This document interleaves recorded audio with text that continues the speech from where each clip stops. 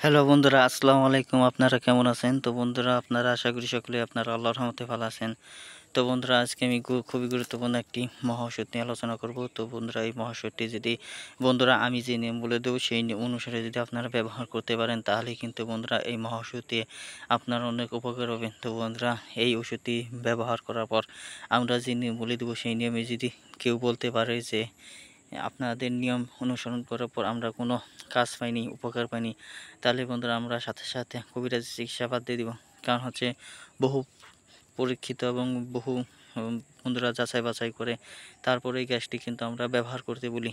তো বন্ধুরা, মূলত এই গাছটির নাম হচ্ছে ডেগি শাক। তো বন্ধুরা, এই ডেগি শাকটি বন্ধুরা গ্রামগঞ্জের রাস্তায় আশেপাশে পেয়ে যাবেন, কিংবা বন্ধুরা আপনারা প্রতির জমিতে পেয়ে যাবেন। তো বন্ধুরা, আপনারা বাড়ির আশেপাশেও পেয়ে যাবেন।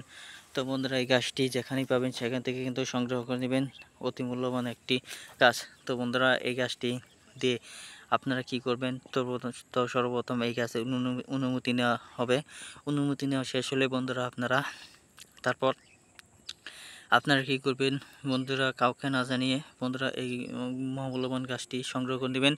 সংগ্রহ করা নেওয়া শেষ হলে বন্ধুরা আপনারা পূব দিকে দাঁড়িয়ে নিঃশ্বাস বন্ধ করে এই গাছটি সংগ্রহ করে নেবেন। তারপর আপনারা বাড়িতে নিয়ে বন্ধুরা এই যে পাতাগুলো দেখতে পাচ্ছেন, এই পাতাগুলো দিয়ে কচি কচি পাতাগুলো দিয়ে বন্ধুরা আপনারা পাটার ডলে নেবেন। পাটার ডলে নেওয়া শেষ হলে বন্ধুরা তারপর আপনারা ছোটো ছোটো করে বটিকা তৈরি করবেন। ছোটো ছোটো করে বটিকা তৈরি করা শেষ হলে তারপর বন্ধুরা আপনারা সেই বটিকাগুলো নিয়মিত সেবন করুন। তো বন্ধুরা, এখন কি বটিকাগুলো কিন্তু রোদে শুকাতে হবে ভালোভাবে। রোদে শুকানোর পর বন্ধুরা সেগুলো আপনারা নিয়মিত বন্ধুরা প্রতিদিন সকালবেলা খালি পেটে খান।